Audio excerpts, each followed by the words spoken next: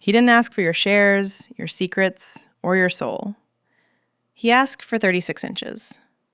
You stand in the penthouse office, expecting a high-stakes negotiation, but you find a predator waiting for his prize. He offers the signature that saves your career, yet the price is a total surrender of your personal space. You will save your company, but you will lose the ability to stand on your own 2 feet. One question remains. How long can your professional resolve last when his breath is constantly on your neck? The trap is set, and the 3-foot rule is the tether that will eventually pull you into the depths of a primal, inevitable submission. The air in the room doesn't just feel still, it feels heavy, as if the oxygen itself has been replaced by the weight of his presence. You've spent a decade dismantling corporate rivals, but as the alpha stands, his shadow stretching across the mahogany desk to swallow your hands, you realize you aren't in a boardroom. You are in a cage. He doesn't move with the hurried pace of a CEO. He moves with the terrifying, slow grace of something that has already won. His scent reaches you before he does, a dark, woodsy musk that seems to coat the back of your throat, making it impossible to swallow. He slides the contract across the desk, but he doesn't look at the paper. He looks at the pulse fluttering in the hollow of your throat. His voice is a low, tectonic rumble that vibrates through the floorboards and up the soles of your heels. He tells you that your firm is safe. The signatures are ready. But there is a condition that has nothing to do with liquidated assets or hostile takeovers. You are to be his executive assistant for the next 30 days. And during those 30 days, you are never to be more than 3 feet away from him. Not during meetings, not during meals. Not even when the sun goes down and the rest of the city sleeps. Your mind, usually a sharp instrument of logic, tries to calculate the legal ramifications. You think about the optics, the harassment clauses, the sheer absurdity of the demand. But as he leans forward, the heat radiating from his chest hits you like a physical wave. Your professional mask, the one you've worn like armor for years, begins to hairline fracture. You don't argue. You don't even negotiate. Your hand trembles slightly as you reach for the fountain pen, and the scratch of nib against parchment sounds like a final door locking shut. The moment the ink dries, he is behind you. You didn't hear him move, but suddenly the world is narrowed down to the sensation of him looming at your back. The 3-foot rule isn't just a distance, it's a predatory claim. You can feel the static electricity of his suit jacket near your shoulder. Your skin prickles, a primal warning system firing off in a brain that is supposed to be focused on spreadsheets. He doesn't touch you, yet you feel more exposed than if you were standing there naked. He is colonizing your personal space, reclaiming it as his territory. "Let's go," he rumbles, the sound vibrating against the nape of your neck.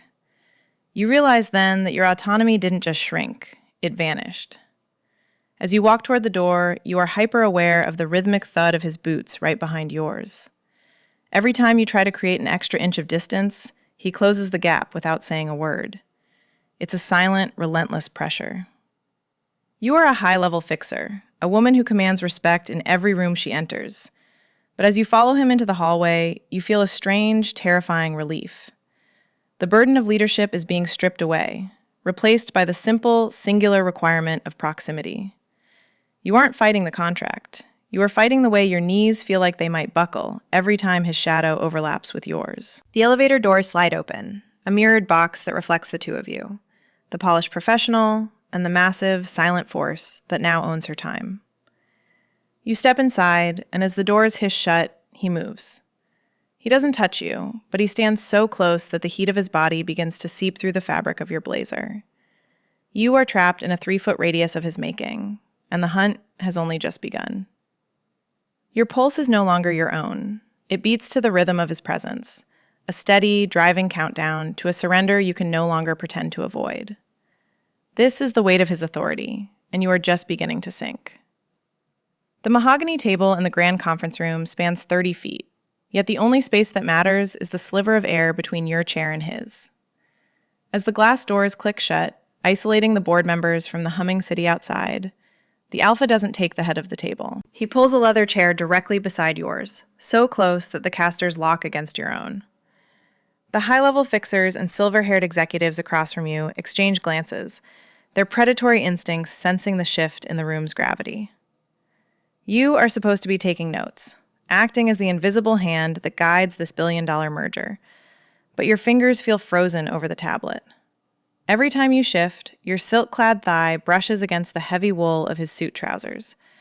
The contact is electric, a jolt of pure, unadulterated heat that makes the professional jargon being tossed around the room sound like a foreign language. You try to focus on the projected slides, the graphs showing projected growth and logistical synergy, but all you can hear is the rhythmic, steady sound of his breathing. It's a slow, proprietary lungful of air that seems to draw the very atmosphere out of your lungs and into his. He isn't looking at the data. He isn't even looking at the men trying to impress him with their quarterly earnings. He's leaning back, his arm draped casually over the back of your chair, his large hand hovering just inches from the sensitive skin of your neck. The lead negotiator for the rival firm clears his throat, his eyes darting to the way you're pressed against the alpha's side, your body angled into the furnace of his heat. He asks a question about the intellectual property transition, a detail you spent weeks memorizing. This is your moment to shine, to prove that your mind is still a weapon. You open your mouth to speak, to deliver the calculated, sharp response that would seal the deal. But as you draw breath, the alpha shifts. He doesn't say a word, but he leans in, his chest pressing against your shoulder as he reaches for a glass of water. The scent of him, that dark, intoxicating musk, floods your senses. The words die in your throat. You find yourself stuttering, the sharp edge of your intellect dulled by the sheer physical weight of his proximity. Your heart is hammering against your ribs, a frantic bird trapped in a cage of his ribs and yours. The silence in the room stretches, becoming heavy and uncomfortable. You can feel the heat rising in your cheeks, a visible mark of your sudden, inexplicable vulnerability. The alpha finally speaks, his voice a low, gravelly vibration that seems to bypass your ears and strike directly at your spine. He answers the question for you, his tone bored, dismissive, and utterly dominant. He isn't just winning the negotiation. He is flaunting his possession of the most brilliant mind in the room. To the men across the table, you are no longer a threat to be managed. You are a prize he has already claimed, a decorative extension of his own overwhelming power. You want to be angry. You want to slide your chair away, to reclaim the professional distance that has always been your sanctuary. But as his hand finally settles on the back of your neck, his thumb tracing the very base of your skull, a wave of traitorous heat washes over you. Your spine curves instinctively toward his touch. The assistant role is a thin veil, and it's tearing under the pressure of his thumb. You realize with a start that you aren't even looking at the documents anymore. You are watching the way his pulse beats in his jaw, mesmerized by the sheer, unshakable certainty of his presence. The boardroom, with its high-stakes deals and cutthroat politics, feels small and insignificant compared to the 3-foot circle he has drawn around you. You are drowning in him, and the most terrifying part is that you've stopped reaching for the surface. The meeting continues, voices rising and falling like distant waves, but you are anchored in the deep, silent center of his gravity. You are his shadow, and the shadow has no choice but to follow the light. The transition from the boardroom to the sterile, echoing lobby of the rival firm feels like stepping out of a furnace and into a void. For a brief moment, the 3-foot tether slackens as the alpha stops to take a call, his massive frame silhouetted against the floor-to-ceiling glass. You stand near a decorative marble pillar, your chest heaving as you try to recalibrate your internal compass. The cool air of the lobby should be a relief, but without the constant, radiating heat of his body, you feel strangely adrift, as if the very atoms of your being are vibrating at a frequency that no longer matches the world around you. You are a woman who once thrived on autonomy, yet in less than a day, the absence of his shadow feels like a physical ache. That's when you see him, Julian, a rival alpha and a man who has spent years trying to dismantle your firm with the cold precision of a surgeon. He approaches you with a predatory smoothness, his eyes tracking the way your hands are still trembling slightly. He doesn't respect the invisible line the king has drawn. He steps directly into your path, his presence a sharp, biting contrast to the heavy, earth-shaking power of the man currently standing 20 feet away. Julian leans in, his voice a low hiss of false sympathy, offering you a way out. He speaks of rescue, of restoring your dignity, and for a split second, your professional brain flickers to life. This is the exit ramp. This is the moment where you could reclaim the person you were before you signed that contract. But as Julian reaches out to touch your arm, intending to lead you toward a private alcove, the atmosphere in the lobby undergoes a violent shift. It isn't a sound, but a sudden, crushing change in the psychic weight of the room. You don't have to turn around to know that the alpha has finished his call. The air becomes static charged. That familiar, grounding darkness, suddenly overwhelming the artificial floral perfume of the lobby. You feel the impact of his boots in the marble beneath your feet before you hear them, slow, deliberate strikes that shudder through the floor like the heartbeat of a storm. The alpha doesn't shout. He doesn't even break his stride. He simply moves into the space between you and Julian, the mass of him falling over you like a physical shield. The sheer scale of him makes the lobby feel small, the high ceilings suddenly oppressive. He doesn't acknowledge Julian with words. He simply stares down at the smaller man with a gaze of such absolute, terrifying territoriality that Julian's hand drops as if burned. The rival alpha takes a step back, his predatory confidence evaporating in the face of a true apex. Your protector doesn't look at him. His focus is entirely, obsessively on you. He reaches out, his large hand wrapping firmly around the back of your neck. It isn't a gentle caress, it is a marking. His fingers are hot against your skin, his thumb pressing into the sensitive dip at the base of your skull with a possessive strength that demands total attention. He pulls you back, tucking your shoulder firmly against his chest, reestablishing the 3-foot radius with a ferocity that leaves you breathless. You should feel insulted. You should feel like a pawn in a game of monsters.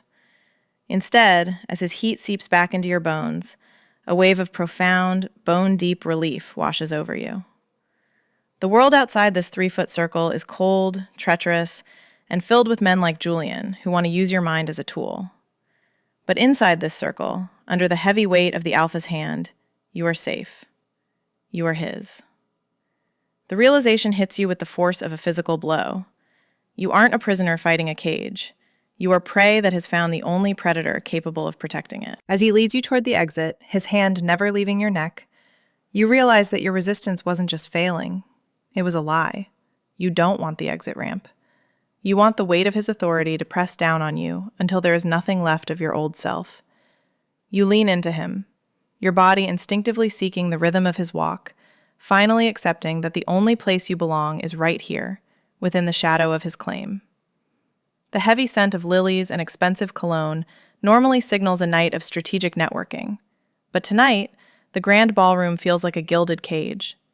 You are draped in silk so thin it feels like a second skin, a dress chosen not for your comfort, but for the way it shimmers under the crystal chandeliers. Every movement you make is a coordinated dance of proximity. The alpha's hand is a constant, heavy weight against the small of your back, his palm radiating a heat that seeps through the delicate fabric and anchors you to his side. You are moving through a sea of the city's elite, faces blurring into a mask of envy and curiosity. But your entire world has narrowed down to the 3 feet of space he allows you to inhabit. You try to maintain the poise of a high-level fixer, tilting your chin up and offering practiced smiles to the investors who approach. But every time a waiter passes or a guest brushes too close, the alpha's fingers tighten against your spine, pulling you flush against his flank. It isn't a suggestion. It is a silent command that vibrates through your nervous system. You find yourself instinctively trembling, not from cold, but from the sheer sensory overload of his presence. His musk, a primal mix of cedar and stormfront, is more intoxicating than the vintage champagne circulating the room. It fills your senses until you can't remember the sound of your own voice, only the low, proprietary rumble of his as he greets his peers. The music is a distant hum, a rhythmic pulse that matches the frantic beating of your heart. You feel the eyes of every woman in the room on you, some sharp with jealousy, others softened by a pity you don't want to acknowledge. They see the executive assistant, but they also see the way you lean into him, your body betraying your professional facade with every step. You aren't walking, you are being navigated. He leads you through the crowd with an effortless dominance that makes the sprawling ballroom feel like a narrow corridor. The 3-foot rule, which seemed like a legal technicality in the office, has become a physical tether that grows shorter with every passing hour. You find yourself watching the way the light catches the sharp line of his jaw, mesmerized by the absolute certainty in his eyes. He doesn't look at the opulence or the displays of wealth. He looks at the room as if he already owns the foundations it's built upon, and you are the most visible sign of that ownership. When a tech mogul tries to engage you in a conversation about market volatility, you find your thoughts fracturing. You know the data, you know the projections, but as the alpha's thumb brushes the bare skin above the zipper of your dress, the numbers dissolve into a mist of pure sensation. You offer a stuttered, half-formed thought, and the alpha lets out a soft, knowing huff of amusement against your ear. He leans down, his lips ghosting over the shell of your ear, his breath a warm, steady pressure that makes your toes curl in your silk heels. "Focus," he murmurs, though the command is laced with a dark satisfaction. He knows exactly what his proximity is doing to you. He knows that the fixer is drowning in the possession. The gap between you, once measured in feet, has shrunk to a matter of inches. You can feel the steady thud of his heart against your shoulder blade, a heavy, rhythmic reminder that your autonomy is a ghost of a memory. The gala continues, a blur of lights and forced laughter, but you are trapped in the silent, intense center of his gravity. You realize that you aren't even trying to look for an exit anymore. The thought of being more than an arm's length away from him, of losing that radiating heat and the crushing security of his shadow, brings a wave of genuine panic. You are becoming addicted to the tether. As the night wears on, your resistance doesn't just fade, it transforms into a desperate, silent need to be closer. The 3 feet have become a limit you no longer want to test, a boundary that defines the only world you care to inhabit. You are his shadow, his assistant, his prey. And as he whispers his next command, you realize the hunt is reaching its inevitable, breathtaking conclusion. The gala's artificial brilliance finally recedes, replaced by the hushed, expensive vacuum of the private elevator lobby. You are still vibrating from the sensory siege of the ballroom, your skin humming where his hand anchored you to the earth. The double doors of the elevator slide open, a vertical cage of reinforced glass and brushed steel that looks out over the sprawling, indifferent glitter of the city. As you step inside, the 3-foot rule, which felt like a tether in the vastness of the ballroom, suddenly becomes an inescapable intimacy. There is nowhere to hide in this transparent box, no crowd to buffer the raw, predatory energy radiating from the man standing inches behind you. The lift begins its ascent, a silent, stomach-flipping surge that mirrors the rising panic in your chest. You stand facing the glass, watching the streetlights shrink into glowing embers, but your eyes are drawn to the reflection in the polished metal trim. You see yourself, the high-level fixer with the tousled hair and the flushed skin, and you see him. He is a mountain of shadow looming over your shoulder, his dark eyes fixed not on the view, but on the frantic, visible pulse in your neck.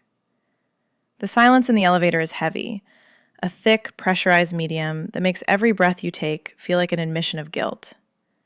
You try to adjust your posture, to reclaim some semblance of the professional poise that once defined you. You straighten your spine, pulling your shoulders back, but the movement only brings you closer to the heat of his chest.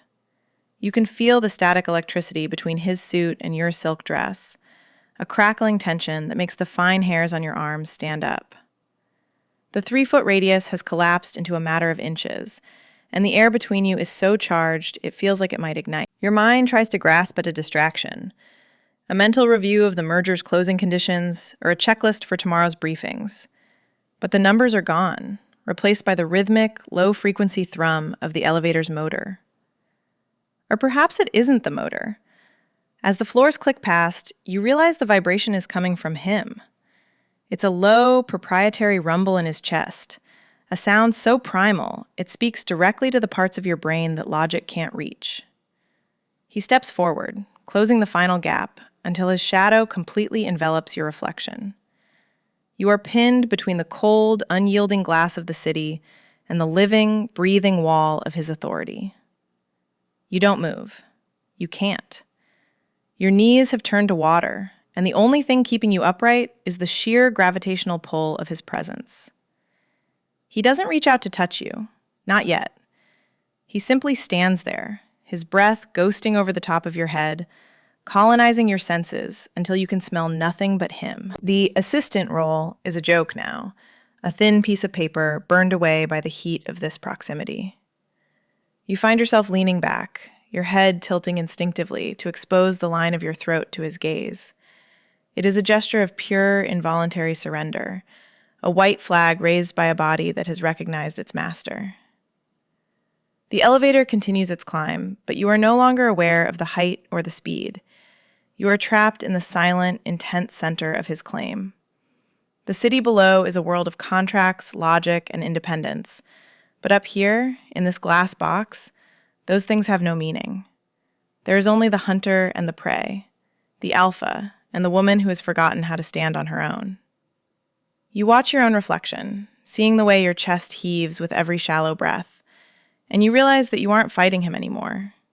You are waiting. You are waiting for the hand to fall, for the teeth to close, for the final seal to be placed on a contract that was never about business.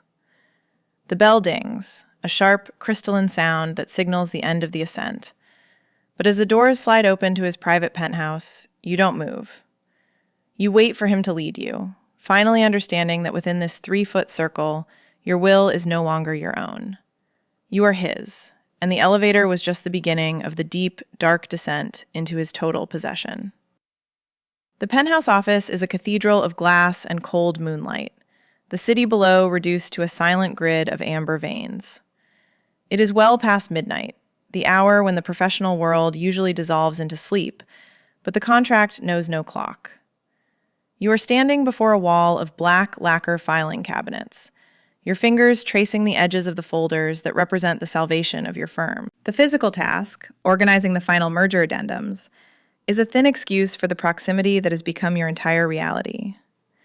You reach for a top drawer, the silk of your sleeves whispering against the cool metal, but you are acutely aware that you are not alone in this silence.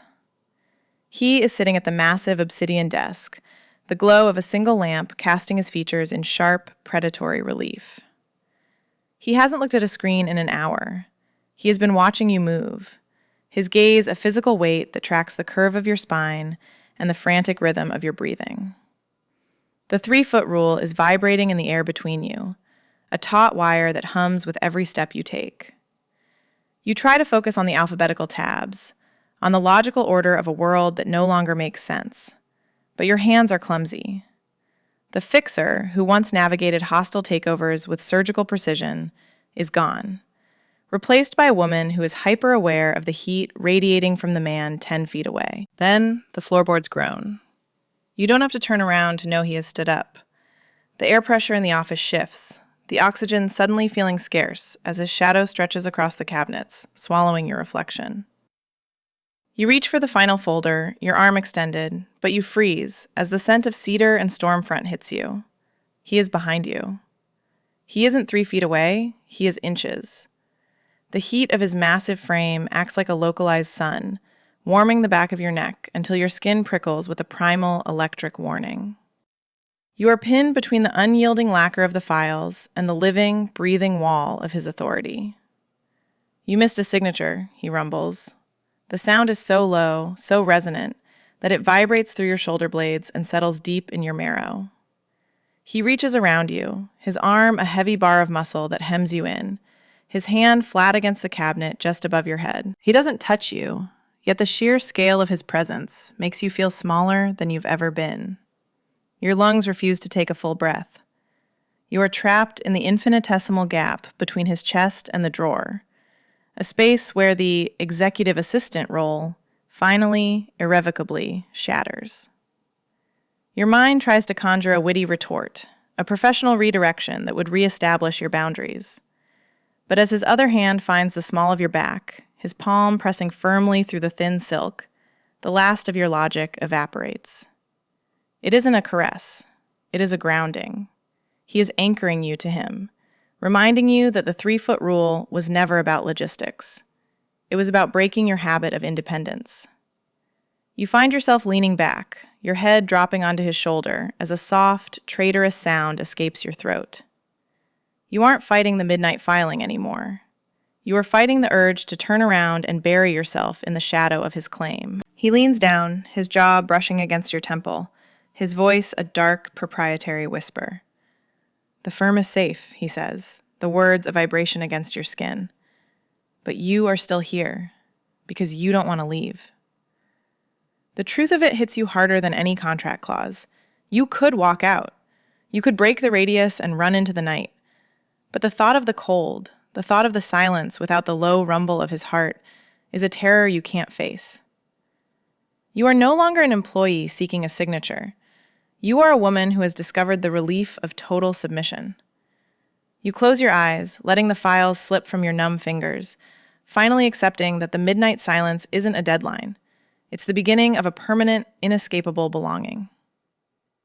The morning light through the floor-to-ceiling windows of the penthouse is unforgiving, casting long, sharp shadows across the remains of last night's work. You are standing by the espresso machine, the steam rising in a thin, ghostly plume, when the private elevator chimes. It is a sound that shouldn't happen at this hour. The alpha is still in the glass-walled shower, the rhythmic thrum of the water a low-frequency vibration that you can feel in the soles of your bare feet. You pull your silk robe tighter, the 3-foot rule momentarily suspended by a wall of steam and stone, yet you feel the phantom weight of his presence, like a physical brand on your skin. The doors slide open to reveal Julian. He looks out of place in this sanctuary of power, his tailored suit too bright, his smile too sharp. He doesn't wait for an invitation.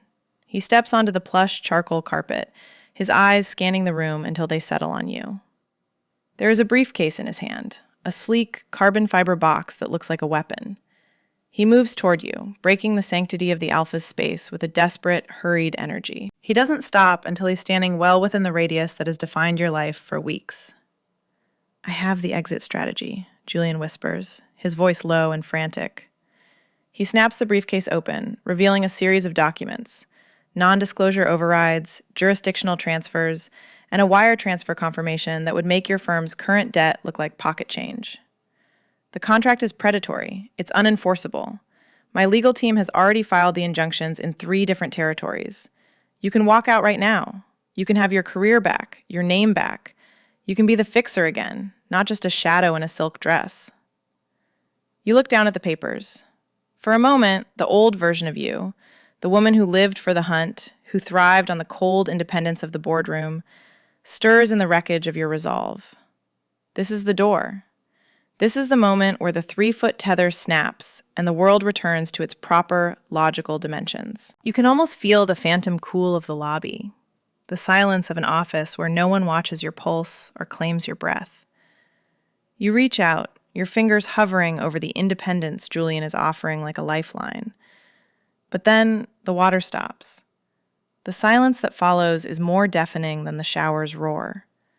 It is a heavy, expectant void that swallows Julian's frantic pitch. You don't have to look toward the bedroom to know the alpha is standing there. The air pressure in the penthouse doesn't just shift, it collapses. The scent of cedar and damp earth floods the room, a primal tide that washes away the smell of Julian's expensive cologne. You feel the vibration of a single, bare footstep against the floorboards. It is a slow, proprietary sound that sends a jolt of pure electric recognition through your nervous system. You look at Julian, and suddenly, he looks small. He looks like a man playing at power, a child holding a paper shield against a thunderstorm. The independence he is offering feels like a death sentence, a cold, hollow existence where you are once again responsible for the crushing weight of your own life. You realize with a terrifying clarity that you don't want to be fixed. You don't want to be the woman who stands alone. You want the shadow. You want the heat. You want the absolute, unshakable certainty of a master who has already decided your fate. Therefore, you step back. You move away from the briefcase, away from the exit, and you walk toward the bedroom door. You aren't running. You are returning to the only gravity that matters. As you pass Julian, you don't even look at him. You are focused on the massive, silent figure emerging from the steam, the alpha who doesn't need a contract to own you. You walk directly into his 3-foot circle, feeling the immediate, bone-deep relief of his authority closing over you like a shroud. The choice is made. You aren't seeking a career. You are seeking your claim. The silence in the penthouse is absolute as Julian retreats, the elevator doors hissing shut on his discarded offers of freedom. You are standing within the 3-foot radius of the alpha, the damp heat of his skin radiating through your silk robe. He doesn't look at the door where your past just vanished. He looks at you, his gaze a heavy, physical anchor that keeps you from drifting into the cold logic of the world outside. The fixer is gone, replaced by a woman who has finally stopped running from the shadow that has been chasing her since the first ink dried on the contract. He moves toward the obsidian desk, his stride slow and rhythmic, the sound of his bare feet against the charcoal carpet, a low-frequency thrum in your chest. He reaches for the final stack of documents, the ones that will officially dissolve your firm's debt and cement the merger that saved your legacy. He doesn't sit. He stands over the desk, his massive frame blotting out the morning sun, and picks up the heavy gold fountain pen. This is the moment you've spent weeks engineering, the singular goal that drove you to accept the impossible terms of his proximity. He signs the papers with a single, violent stroke of the nib, the scratch of metal against parchment sounding like a final, definitive seal. Then he tosses the pen aside. It clatters against the stone surface, a discarded tool from a world that no longer matters. He doesn't push the files toward you. He doesn't offer a professional handshake or a congratulatory word on your victory. Instead, he turns to you, his eyes dark with the predatory satisfaction of a hunter who has finally cornered his prize. The business is over. The hunt is complete. He reaches out, his large hand wrapping around your waist, and pulls you into the final zero-distance collapse of the 3-foot rule. You are hoisted onto the edge of the obsidian desk, your legs tangling with his as the silk of your robe slides against the cool stone. There is no longer a radius. There is only the overwhelming, crushing reality of his body against yours. The heat of him is a localized storm, a force of nature that bypasses your mind and speaks directly to the primal recognition in your blood. You aren't his assistant. You aren't a high-level fixer. You are his possession, and the weight of that truth is the only thing keeping you upright. He leans in, his face inches from yours, his breath a warm, steady pressure that smells of cedar and the deep, dark places of the earth. The contract is fulfilled, he rumbles, his voice a low vibration that settles in your marrow. Your firm is safe. You are free to walk out that door. He pauses, his thumb tracing the line of your jaw with a possessive strength that makes your head tilt back instinctively. But we both know you aren't going anywhere. You belong in this shadow. You belong to me. The realization hits you with a bone-deep relief that shatters the last of your professional mask. You don't want the independence Julian offered. You don't want the cold, lonely autonomy of the boardroom. You want the reward of this surrender. You want the absolute certainty of his claim. As he lowers his head to mark the skin of your shoulder, you realize the contract was never about the signatures or the millions. It was about the slow, deliberate colonization of your soul. You are his, forever bound by the scent of his skin and the heavy, inescapable weight of his authority. You stand by the window, his arms a heavy, protective cage around you, knowing you'll never walk alone again. The firm is safe, but you are his, forever bound by the scent of his skin. Submit to the next chapter by following the scent and subscribing for more.